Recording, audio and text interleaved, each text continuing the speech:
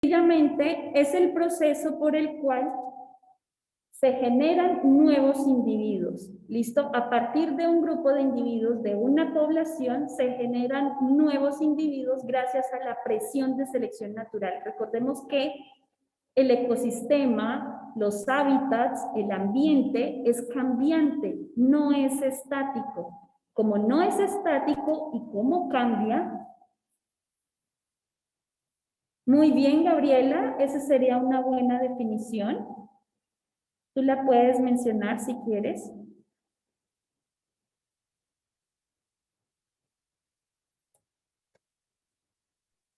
Es el proceso mediante el cual una población de una determinada especie da lugar a otra u otras especies. Bien, entonces, precisamente esa sería la especiación. Entonces, un grupo de individuos se ve forzado a cambiar y alguno de ellos lo hace, digamos que en ese proceso todos no modifican sus características físicas, morfológicas, fisiológicas, solamente lo hace un grupo de ellos y la idea en ese proceso de adaptación y de especiación o de mutación es que estos que mutan deberán hacerlo de una forma tal que sobrevivan mejor a las condiciones que el ambiente les está brindando, a esas condiciones que están cambiando. Entonces, al final, esas especies que cambian se aíslan y se reproducen entre ellas mismas. Al hacer ese proceso, se está generando una nueva especie diferente a la población original de la cual surgió. Cuando ese proceso se da, hablamos de una formación de una especie nueva. Y en algunos momentos vamos a encontrar que las especies que ya evolucionaron se encuentran e intentan reproducirse nuevamente. Y allí es donde hablamos nosotros entonces de lo que conocimos la clase pasada como híbridos. Entonces se forma una hibridación, ¿cierto? Se cruzan especies que están aisladas, especies que son diferentes, se reproducen entre sí y entonces ya podemos ver si esos individuos que se forman a partir de ese cruce son viables o no. ¿Listo? Entonces, por ejemplo, el caso que vimos nosotros la clase pasada de la mula, ¿cierto? ¿De qué resultaba la mula? Adriana Lucía. ¿Del cruce de qué especies resultaba la mula? ¿El caballo y un burro? Muy bien. De esas dos especies. Digamos que las dos son ecus, ¿cierto? Puede ser de una yegua y un burro o de una burra y un caballo, ¿cierto? Lógicamente. Sí, Catalina, levantaste la mano. Una pregunta. ¿Por qué ¿Sí? se dice que las mulas no pueden tener, o sea, no pueden tener descendencia entre ellos? O sea, mulas con mulas. Porque su aparato reproductor no es eficiente, no funciona. Inicialmente nosotros tenemos que el caballo, si no estoy mal, el caballo tiene un número de cromosomas que es de 64 y el burro tiene un número de cromosomas en sus células somáticas que es de 62. Y recordemos que si estos dos se cruzan sus gametos, ¿cuántos cromosomas debería tener el gameto de un caballo en las células gaméticas? 32. 32. Y en el caso del burro, 31. 31. Si yo fusiono un gameto que tiene 32 con un gameto que tiene 31, ¿de cuánto me quedarían sus células somáticas? 63. Con el solo hecho de que ya tenga un número diferente de cromosomas, ya estamos hablando de una especie diferente, de una especie nueva. Ella solamente se va a poder reproducir con otro individuo que tenga un aparato reproductor muy similar al suyo y que tenga el mismo número de cromosomas. y su aparato reproductor no es funcional. ¿Por qué no es funcional? No hay una forma de producir gametos de 61.5 cromosomas, ¿cierto? Porque esa sería la mitad exacta de 63, de 31.5 cromosomas, perdón. Entonces, no es funcional su aparato reproductor. ¿Listo? No sé si de pronto con eso queda un poquito más claro el proceso por el cual no es fértil una mula. Bien. Profe, o sea, la mula no es fértil porque si se cruza con otra mula no tendría completo el número de cromosomas. Este sería el número de cromosomas en sus células somáticas, ¿cierto? Vamos a colocarlo aquí para que se entienda un poquito mejor. Entonces, este sería el número de la mula, ¿cierto? En sus células somáticas. Ahora, sus gametos, ¿cómo serían sus gametos? ¿Cuál es la mitad exacta de 63? 31.5. ¿Será que hay medio cromosoma? ¿Hay forma de producir medio cromosoma? Entonces, No, señora. exacto. Entonces, como no hay esa forma de hacerlo, sencillamente sus gametos no funcionan. No estoy segura si produce gametos, si la mula es capaz de producir gametos. Realmente no desconozco esa información. Pero si nosotros conocemos que este es el proceso para conocer el número de cromosomas que tiene una célula gamética de cualquier especie, esto sería imposible de hacer hasta ahora, de forma natural, ¿no? Porque puede que artificialmente a nivel de laboratorio sí se pueda conseguir. Pero naturalmente esto no es posible, ¿vale? Bien, entonces ya conocemos. ¿Alguien tiene alguna pregunta adicional sobre la mula, sobre los híbridos? ¿No? A nivel de las plantas también podemos conocer híbridos. Recordemos que hay frutas que las están mezclando para que sean un poco más dulces, más grandes, o para que no se maduren tan rápido. En el caso, por ejemplo, de la guayaba pera, ¿cierto? La guayaba pera es un híbrido, ¿cierto? Es una guayaba más grande que la guayaba original que nosotros conocemos, ¿verdad? Bien, y todo esto nace a partir de la hibridación, de la mezcla de células para la formación de embriones, en este caso de las plantas serían semillas, ¿cierto? Que dan origen a especies genéticamente modificadas. Muy bien. Entonces,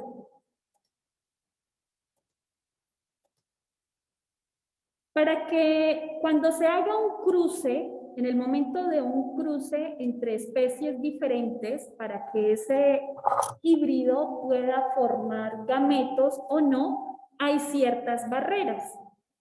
Una de las barreras que nosotros conocemos, o que ustedes van a conocer ahora, son las postcigóticas. Si nosotros dividimos esta palabra en dos, ¿cómo nos quedaría? Andrés Chaparro. ¿Qué querría decir postcigóticas? Si dividimos la palabra en dos.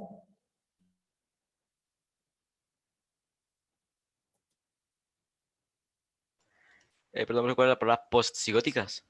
Sí, postcigóticas. Al menos yo por lo que entendería sería que pasa, que es después de los cigotos o después de que algo pasa con los cigotos. Muy bien, es decir que sí hay una formación de un cigoto, que en el momento que dos especies diferentes se fecunden, sean fecundadas, se va a formar el cigoto. Y esa barrera para que ese híbrido que se forma no avance o no tenga una sobrevivencia, ¿cierto? Como el caso de la mula. Entonces vamos a ver ese tipo de barreras. ¿Cuáles son esas barreras? Por ejemplo, en el momento de la reproducción, cuando se forma el cigoto, algunos individuos no llegan a ese embrión en estado avanzado, entonces sufren de un aborto espontáneo. También puede pasar que el híbrido nace, el individuo que se forma nace, pero este híbrido es estéril, el caso de la mula, ¿verdad? Entonces, esto sería lo que le pasa a la mula. Otra condición es que puede haber una muerte prematura, es decir, que el cigoto sí se forma, está completo y en el momento que nace, nace muerto. También puede haber híbridos débiles. ¿Qué quiere decir eso? Que son muy enfermos, que no soportan las condiciones ambientales, que de pronto no caminan bien, o de pronto su sistema, su cuerpo en algún sistema interno no funciona bien, llámese la respiración, llámese el proceso de digestión, ¿cierto? Entonces vamos a encontrar híbridos que son débiles y también híbridos que se enferman por cualquier condición ambiental. Entonces, no avanzan. Esa sería una condición post-cigóticas, ¿cierto? Entonces, post, que significaría después, y cigóticas, que sería el cigoto. Pero también hay una condición precigótica. Entonces, si la posigótica es después de la formación del cigoto, ¿qué sería la precigótica? Antes de la Después del formación. cigoto. Antes del cigoto. Recordemos que pre es antes de, ¿cierto? Entonces, esos mecanismos de barreras precigóticas quiere decir que no permiten la formación de un cigoto. Recordemos, por ejemplo, en el caso de la fecundación, el óvulo tiene ciertas barreras, ¿cierto? En esas barreras, en esas capas que tiene el óvulo, hay unas que le permite reconocer que ese cromosoma que está ingresando, ese espermatozoide que está ingresando al óvulo para fecundarlo, sea de la misma especie. Entonces, reconoce al espermatozoide para permitirle la entrada, ¿cierto? Y que al final haya un proceso de fusión para la fecundación de esa especie. Entonces, en el caso de los animales, todos tenemos ese mismo mecanismo. ¿Listo? En el caso de una barrera precigótica. Ese tipo de barreras sería una barrera de tipo mecánico. ¿Por qué mecánico? Porque le permite reconocer que ese esperma es de su misma especie. En el caso, por ejemplo, de las flores, recordemos que la flor tiene una parte femenina y una parte masculina. Si nosotros tenemos un polinizador, que por ejemplo son las abejas, o puede ser una mariposa, o puede ser un colibrí, ¿cierto? Que está alimentándose del néctar y al mismo tiempo está llevando polen a las otras flores. Para que no haya un cruce, para que no lleve un insecto, no lleve el polen de una especie a otra flor, ¿cierto? Hay flores que florecen en una época específica del año.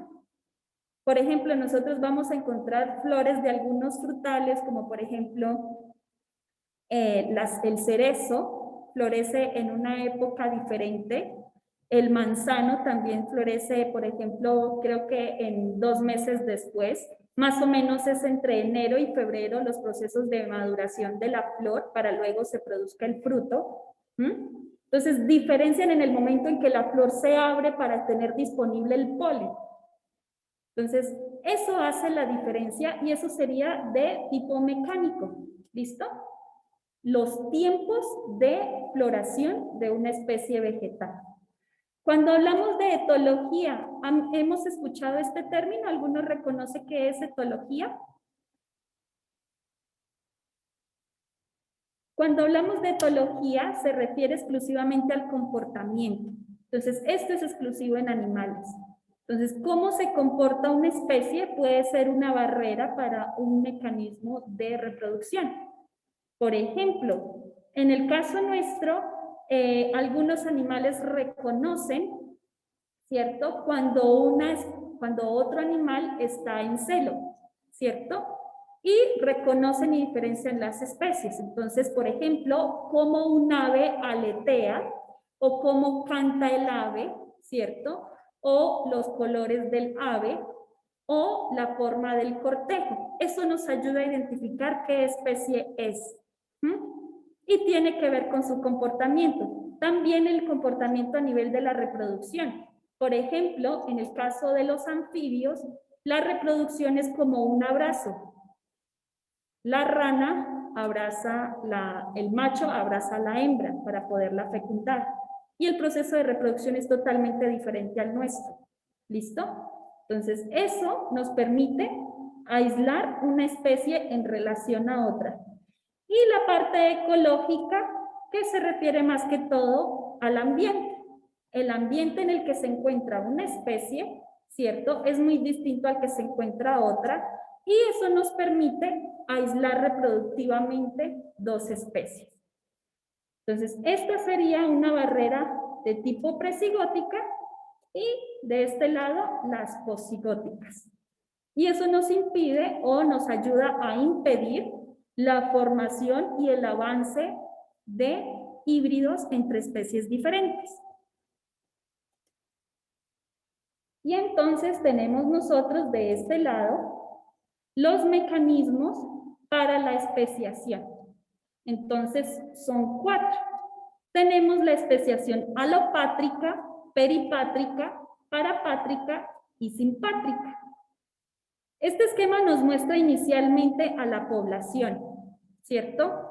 No nos interesa en este momento cuántos individuos hay al interior de cada una, pero sí nos están delimitando un espacio, un número de individuos que se encuentra en un espacio definido y que son de la misma especie en todos los 4 casos.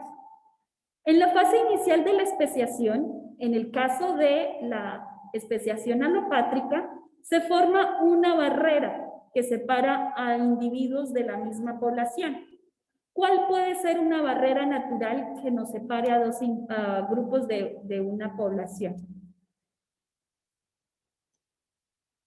Edison Pinto, ¿cuál sería, por ejemplo, una barrera natural que separe a individuos de la misma población?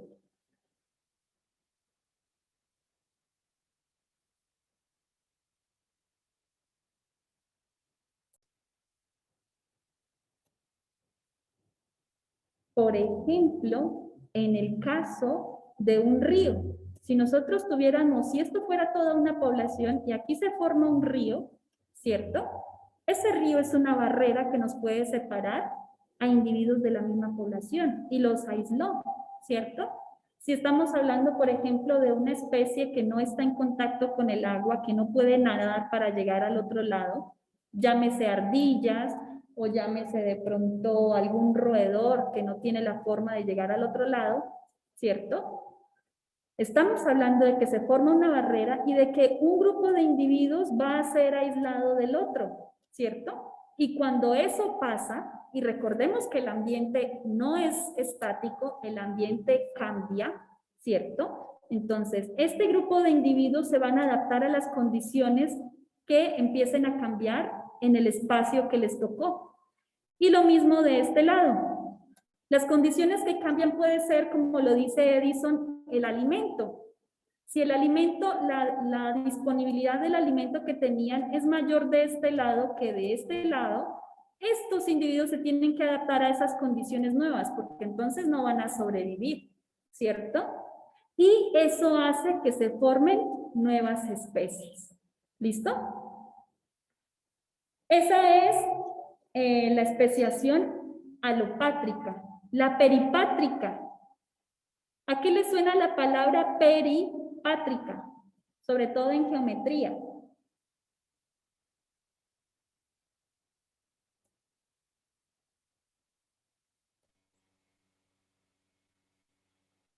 Muy bien, Gabriela, ¿puedes decirlo? Perímetro. Al perímetro, ¿cierto? Y cuando ustedes hallan el perímetro, lo que quieren hallar es todo este borde extremo, ¿cierto? En el caso de un círculo, ¿cierto? No el área que ocupa, sino todo lo que está, ¿cierto? Lo que forma a mi figura. Entonces, en este caso, vamos a ver que en ese tipo de especiación peripátrica, ¿cierto? Vamos a encontrar individuos en toda la población, ¿cierto? En este espacio, si nosotros hablamos de que hay individuos en este espacio, va a haber unos que se encuentren más hacia el interior de la población en ese espacio y otros que se encuentren más hacia la parte externa, más hacia el perímetro, ¿cierto? Y resulta que hay condiciones microclimáticas o hay condiciones específicas hacia el perímetro de donde se encuentra una población que son diferentes a las que se encuentran en el interior. Y entonces hay una conquista de un nuevo nicho.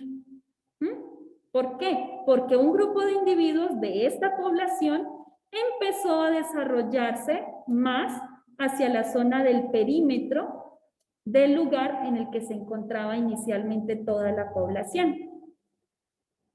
Y eso hace que se formen dos nuevas especies. Se aíslan en su proceso de reproducción y cuando se dan cuenta son especies totalmente distintas. Porque empezaron, ¿cierto?, a buscar espacios cercanos, pero retirados de la población inicial. Esta es la especiación peripátrica. En el caso de la parapátrica, lo que sucede es que tenemos nuestra población inicial, ¿cierto?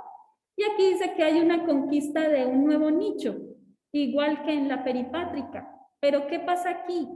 Aquí estamos hablando de nichos adyacentes, es decir, aquí tenemos una población que se encuentra muy cercana en el espacio, en el espacio que ocupa a otro grupo de individuos que son de especies diferentes y resulta que si son especies que pueden reproducirse entre ellas y en algún momento se puede generar especies nuevas. Digamos que aquí se formarían híbridos que al final pueden desarrollarse.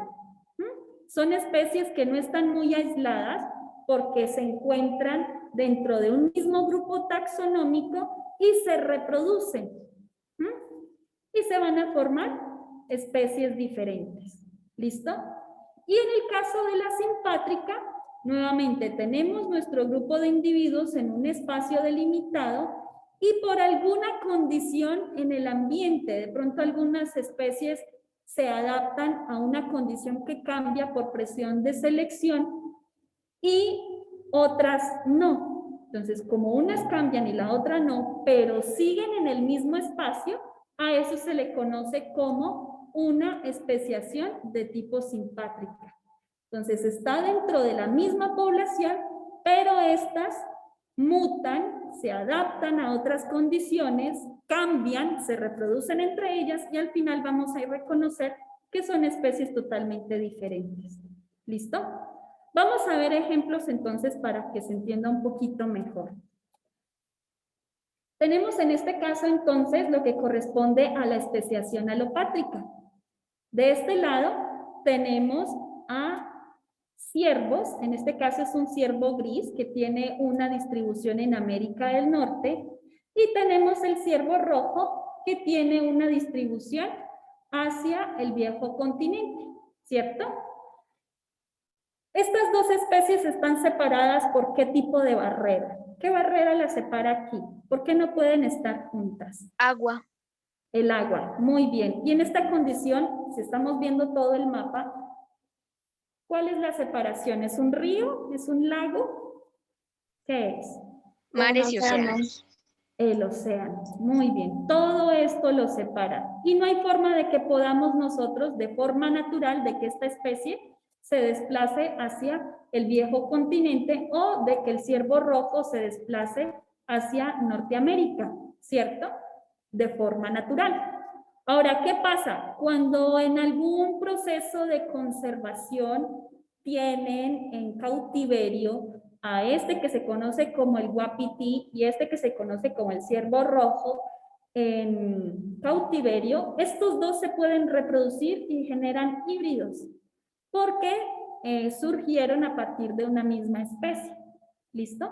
Pero están aislados de forma natural por el océano. Ese sería un ejemplo de especiación alopátrica.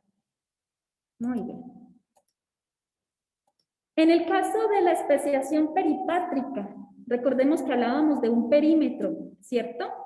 Tenemos a este que es el martín pescador, es un ave que se desarrolla más que todo cercano a océanos, en costas, ¿cierto? Pero permanece en la vegetación.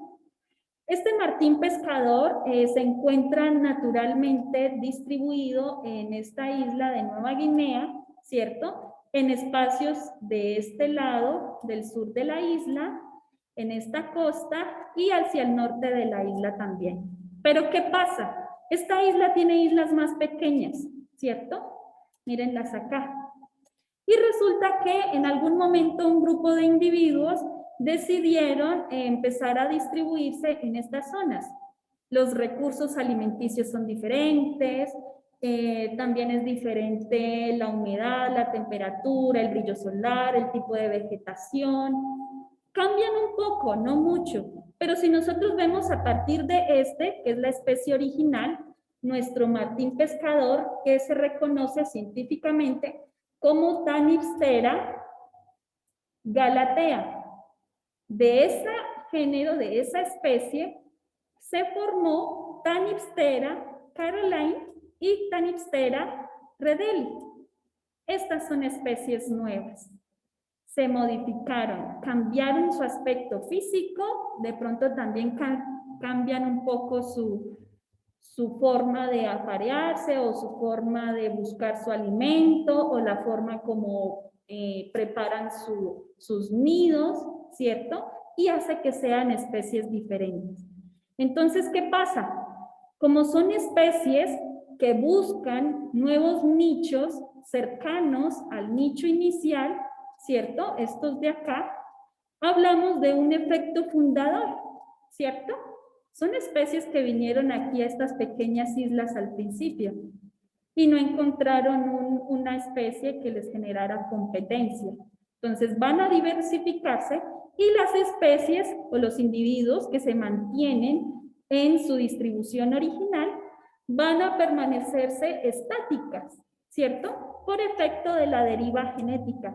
Recordemos que la idea en la deriva genética es que se mantengan homocigotos los individuos, o es homocigoto dominante o es homocigoto recesivo, pero trata de que con generación tras generación en mucho tiempo, esos individuos no van a ser heterocigotos, sino que con el tiempo van a ser homocigotos recesivos u homocigotos dominantes. ¿Listo? Bien. Eso para el caso de nuestra especiación de tipo peripátrica. En el caso de la parapátrica, entonces tenemos que son especies que conviven, son continuas, una está junto a la otra y por eso pueden generar de pronto en algún momento algún híbrido. Nosotros vemos aquí un grupo de individuos vegetales, ¿cierto? De este lado también. Aquí las condiciones, a pesar de que están muy continuas, están muy juntas, este es un suelo que no tiene contaminantes y este es un suelo que tiene residuos mineros, ¿cierto? Son diferentes tipos de suelos, hay diferentes metales pesados en su interior, de pronto los nutrientes cambian en concentración, ¿cierto? Entonces, como están en contacto, ¿cierto? Están ahí muy seguidas una de la otra, pueden intercambiar genes. Entonces, hay intercambio de genes, entonces, como están tan juntas, intercambian genes, van a dificultar la divergencia, es decir, esta especie no va a buscar ser diferente de estos grupos de individuos no van a buscar ser diferentes de su población original. ¿Listo? Lo mismo de este lado, cierto grupo de individuos vegetales no van a buscar ser diferentes porque ya están haciendo un intercambio de genes con el otro grupo de vegetales. Lo mismo ocurre de este lado con este grupo de salamandras. Esta es una salamandra ensatina scolopsi. Esta salamandra ensatina scolopsi, ¿cierto? Puede ser picta, Scolopsi picta, o cualquiera de estos géneros. Acá en colores nos muestra la distribución de la salamandra a lo largo de un espacio. Y normalmente se encuentra que las salamandras que habitan hacia el sur de este lugar tienen un intercambio de genes. Las demás no, pero estas dos sí. Entonces, cuando están muy juntas, cuando el espacio en el que habitan es muy continuo, es muy pegadito, lo que hacen es que van a empezar a reproducirse entre ellas. ¿Listo? Esta es nuestra especiación de tipo parapátrica. Y la última, que sería la especiación simpátrica, lo que sucede aquí es que en este caso tenemos un ejemplo de unos cíclidos, estos son unos peces de agua dulce. Tenemos de este lado una imagen del lago Victoria. Entonces, digamos que por contaminación, nosotros como seres humanos utilizamos detergentes y otro tipo de sustancias que por formación de escorrentías, toda esa agua llega a algunos lagos, ríos, lagunas, océanos, mares, y eso hace que nuestra agua se vuelva más turbia. Entonces cambia la turbidez, el agua ya no tiene la misma transparencia que tenía antes de alguna intervención humana. Entonces, ¿qué pasa? Estos individuos tienen un mecanismo para la percepción de la luz. Son fotorreceptores. Entonces, ellos reconocen esos fotones de luz y un grupo de individuos de esta misma especie empezó a reconocer mejor o a desarrollarse mejor en el espectro azul que se encuentra en la superficie de ese lago, y otro grupo de individuos en ese mismo lago, de esa misma especie, empezó a reconocer el espectro rojo, y ese espectro rojo se encuentra mayormente en la profundidad del lago. Entonces, a pesar de que están en el mismo espacio, son de la misma especie, un grupo evolucionó o se transformó o se modificó hacia una condición específica y el otro hacia otra, y eso hace que se diversifiquen para que al final se formen dos especies diferentes. ¿Listo? Y entonces nosotros vamos a encontrar al final de nuestro proceso de evolución que las especies se pueden separar por distinción de cantos, de rituales, de cortejos, de coloración, de geografía y algunas condiciones más que con el tiempo se van generando. ¿Listo?